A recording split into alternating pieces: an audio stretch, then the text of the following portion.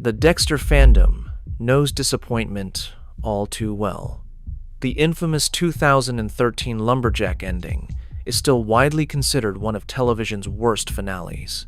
While New Blood briefly rekindled interest in 2021, it ultimately left audiences divided, with some praising Harrison's journey and others criticizing its pacing and underwhelming conclusion. So, when Paramount Plus announced Resurrection, the prevailing mood was one of cautious optimism, at best. Nobody wanted another season that promised resolution only to deliver more frustration. This wasn't just another show. It was a decade of fan grievances on trial. Yet, against all odds, they did it. They delivered what many are calling the best season of Dexter ever.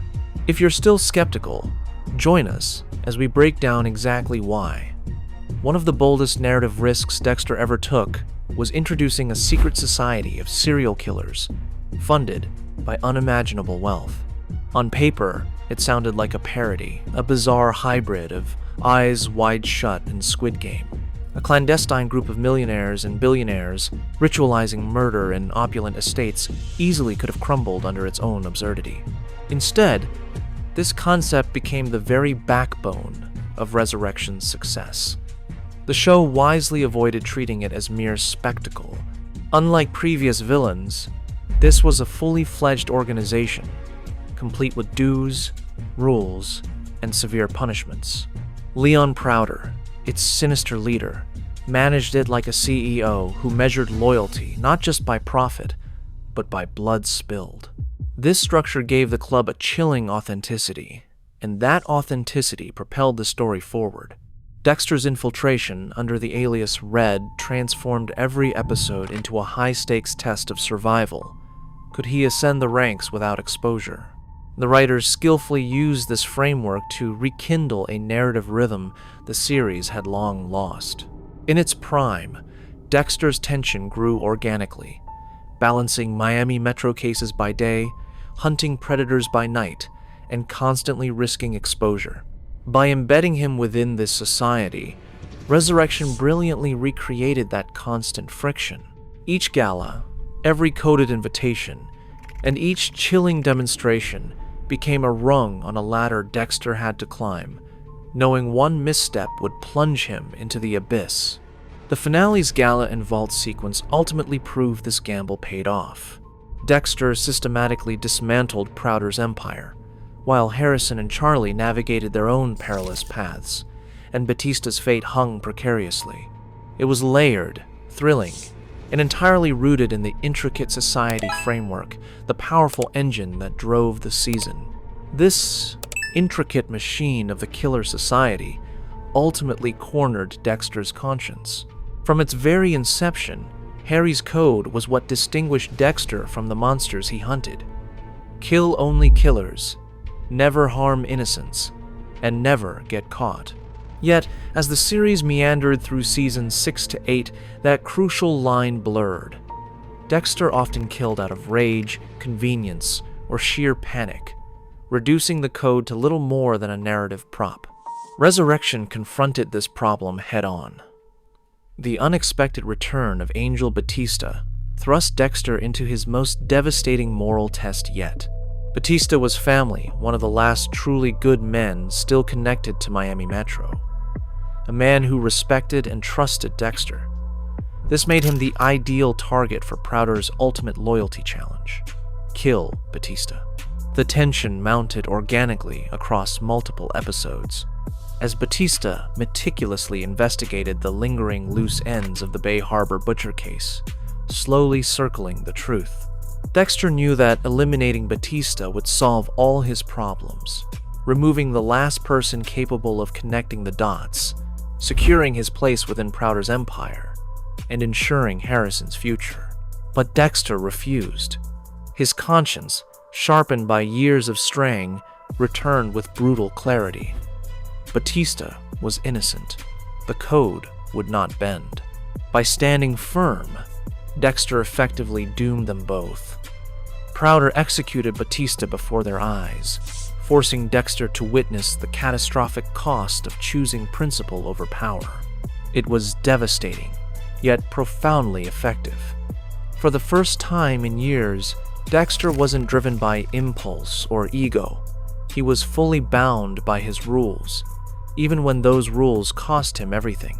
The code lived again, and that pivotal decision sent ripples directly into the one relationship the show needed most to rebuild: his bond with Harrison. When New Blood first introduced Harrison, fans anticipated a fresh perspective. The son of a serial killer, grappling with his father's complex legacy. What we received, however, felt underdeveloped. His motivations were shaky, his dialogue often fell flat, and his pivotal moments came across as forced. By the series' conclusion, with Dexter's death and Harrison driving off into the night, audiences weren't split on whether Harrison was ready. They largely agreed he wasn't. Resurrection meticulously corrected this mistake by granting Harrison something New Blood never did: genuine agency. From the opening episodes, Harrison acted with clear intent, forging his own path, frequently clashing with his father's established rules.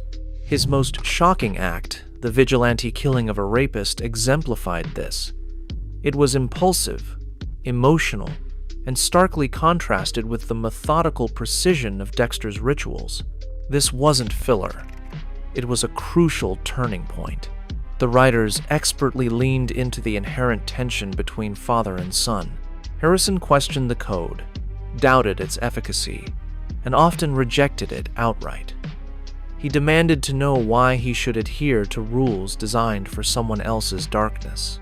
Dexter attempted to mentor him, but every lesson quickly devolved into a philosophical debate. This forced Dexter to confront the reality that he couldn't simply bestow Harry's code upon Harrison like a family heirloom. Harrison had to choose times whether or not to adopt it. This dynamic injected their relationship with profound depth. Their arguments became philosophical battles over morality, identity, and survival. When Harrison finally crossed that line into vigilante justice, the mirror image was clear. He was like Dexter, but distinctly not the same. Harrison's violence was raw and unrefined, driven by anger rather than ritual. This crucial distinction opened up a compelling new thematic lane. What happens when inherited darkness doesn't come with inherited discipline? By the season's end, Harrison had become the emotional engine of the show. Dexter was once again more than just a predator. He was a desperate father, striving to prevent his son from repeating his own tragic mistakes. This added weight made every external threat exponentially more dangerous, as the stakes transcended Dexter's survival to encompass Harrison's very future. This precarious future was brutally tested by the formidable villains circling both Dexter and Harrison. Dexter's success has always hinged on the strength of his antagonists. The ice truck killer brilliantly mirrored Dexter's hidden self, while Trinity forced him to confront the complexities of family life. When the show faltered in later seasons, it was often due to villains who simply lacked true bite. Season 6's doomsday killer duo felt hollow, and the brain surgeon in Season 8 fizzled out after a promising start. Resurrection masterfully avoided this pitfall by presenting not just one big bad, but an entire gallery of compelling killers, each meticulously crafted to press on a different nerve. Leon Prouder, portrayed with chilling calculation by Peter Dinklage, stood at the center. He was a predator in a tailored suit, running the killer society like a ruthless business empire, and killing in his own right, making him both a puppet master and a direct threat. Confronting Prouder meant Dexter was infiltrating an entire corrupt system. Then came Gemini. David Dastmalchian delivered one of the season's most brilliant surprises. Gemini wasn't a single man, but a pair of identical twins sharing one twisted identity. This provided the season's signature twist, reminding fans how clever misdirection can still electrify this franchise. Gemini's reveal invigorated the mid-season stretch, preventing the Killer Society arc from ever becoming predictable. Mia, Lady Vengeance, played by Kristen Ritter, was another standout. Initially, she appeared to be a vigilante Dexter might even admire, targeting predators with a similar resolve. However, her eventual confession that she killed purely for pleasure recast her as Dexter's distorted reflection, showing Harrison and the audience precisely what killing without rules truly looked like. Finally, Charlie, Uma Thurman's wild card, injected pure chaos into the mix. Her weapon was leverage, operating in a morally gray zone between ally and enemy, blackmailing and maneuvering in ways that made her utterly unpredictable right up until the finale. By stacking these diverse villains together, the writers deftly avoided the trap of a flat, one-note antagonist. Each enemy played a distinct role, and collectively, they generated a relentless, constant tension. For the first time since the Trinity Killer, Dexter's rogues' gallery felt truly worthy of his intelligence and brutality. None of this intricate tension would have resonated without a fundamental tightening of the storytelling itself. Ask any longtime fan what went wrong in the later years, and pacing invariably comes up. Season 6 dragged through the Doomsday arc. Season 7 juggled too many disparate threads. Season 8 lurched from half-baked plots to that infamous Lumberjack finale. Entire episodes often felt like filler, with viewers resigned to 2 or 3 dead weeks per season. Resurrection shattered that expectation. With Clyde Phillips back at the helm, the mandate was clear. Cut the fat. Every episode mattered. Every subplot meticulously tied back to Dexter's infiltration of the Killer Society, Harrison's dangerous evolution, or Batista's slow tightening of the Bay Harbor butcher net. Even seemingly minor characters served a purpose. Charlie's blackmail schemes, Lady Vengeance's vigilante facade, and the Gemini twins' twisted act all fed directly into Dexter's larger struggle against Prouder's empire. The rhythm felt like classic Dexter. Procedural beats seamlessly feeding serialized arcs, punctuated by perfectly timed cliffhangers and shocks, just as the story risked flattening. Early episodes teased Dexter's deep infiltration into the society, showing him stage mock kills to earn credibility. The first major cliffhanger arrived when Gemini revealed himself not as one killer, but 2, entirely reframing the threat. Mid-season, Harrison's vigilante killing of the rapist threw gasoline on the narrative fire, forcing Dexter to confront whether his son was spiraling out of control or forging a new path. Fans debated the morality of this act all week, sparking the kind of discourse the show hadn't generated since the Trinity Killer arc. Later episodes relentlessly pushed Batista closer to the truth. His discovery of inconsistencies in the Bay Harbor Butcher files created an investigative subplot that became a ticking time bomb. Each week, the tension ratcheted higher. Batista narrowing the circle, Dexter desperately trying to stay one step ahead, and Prouder demanding proof of loyalty. By the time Dexter was ordered to kill Batista, the emotional buildup felt entirely earned, not rushed. Even the Killer Society itself provided crucial pacing momentum. The gala episodes were pivotal turning points. One week ended with Dexter watching Harrison interact with the wrong people within Prouder's orbit, leaving viewers to question if his son was already compromised. Another left us with Dexter nearly exposed during a blood ritual demonstration, saved only by his quick improvisation. The showrunners knew precisely where to cut to black, ensuring fans would spend the next 7 days dissecting every frame. By the finale, nobody was complaining about wasted time. Instead, people clamored for more. The gala and vault climax, featuring the simultaneous collapse of Prouder's empire, Harrison outmaneuvering Charlie, and Batista's tragic end, felt like a culmination built meticulously, piece by piece, week by week, with no sagging in the middle. After years of clunky pacing, Resurrection finally moved with the urgency of the early days. While still thriving in a modern streaming era, where fans theorize and discuss in real time. The result was pure, sharp momentum. And when momentum is handled correctly, the big moments land with twice the force. Every great Dexter season is defined by a handful of moments that indelibly etch themselves into memory. Season 4 gave us the shocking Trinity bathtub murder. Season 2 featured the haunting discovery of the blood-slides. Even Season 1 cemented its legacy with Deborah strapped to the ice truck killer's table. When these kinds of impactful beats were missing, the show often felt hollow. Resurrection understood this crucial element and meticulously crafted its run with centerpiece moments designed for fervent debate, repeated rewatching, and widespread online circulation. The Gemini killer reveal was the first.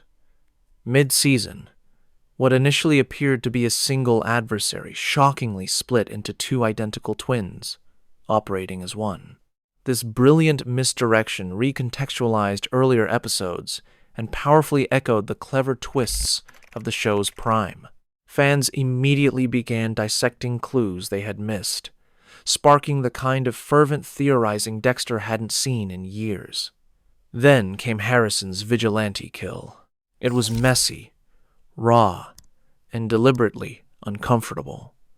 Harrison acted out of fury and recklessness. This stark contrast forced fans to grapple with whether he was a budding hero, a dangerous imitation, or something entirely in between. The ensuing debate mirrored the early seasons, where Dexter himself was less of a comfort zone and more of a moral provocation. But the true emotional anchors arrived late in the season. The Batista standoff was brutal, not only for the loss of a beloved character, but for its profound symbolic weight. Dexter's refusal to kill Angel, even when everything hung in the balance, painfully reset his moral compass. The scene left fans gutted, yet also deeply reassured that the code had, indeed, been restored. Then the finale sealed it all. The gala and vault sequence, with Dexter exposing Prouder, Harrison outmaneuvering Charlie, and the killer society collapsing in flames, felt like a perfectly earned crescendo. Every narrative thread converged seamlessly, without ever feeling forced. These big moments mattered because they elevate good storytelling into legacy television. Resurrection didn't just provide a few, it delivered a steady rhythm of them, proving Dexter could still dominate cultural conversation. And yet endings are notoriously tricky. A successful finale must skillfully tee up the future without undermining everything that came before. Dexter's finales have a well-documented history of stumbling. Season 4 shocked the world, but left fans devastated. Season 6 relied on a cheap cliffhanger. Season 8 infamously destroyed years of goodwill with the Lumberjack exile. Even New Blood divided audiences with an ending that felt rushed and incomplete. Resurrection finally struck that delicate balance. The Prouder storyline was neatly resolved.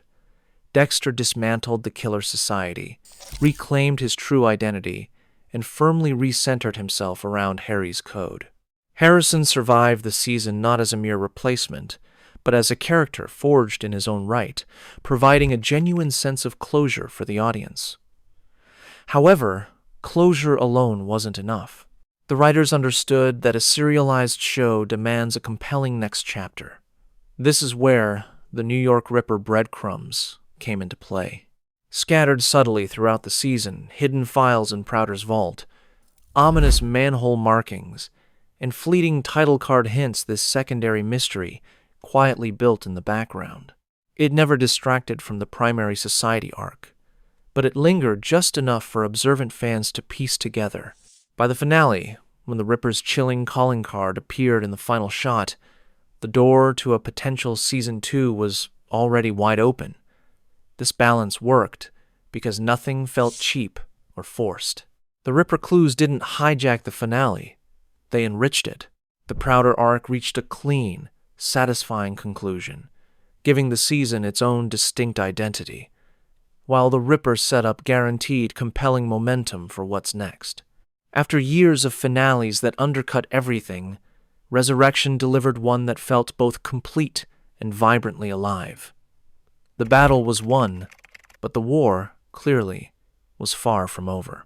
As the story confidently looked forward, it never forgot to respectfully glance back, as meaningful callbacks permeated every aspect of the season. Nostalgia is a dangerous tool. Lean too heavily, and it feels like cheap fan service.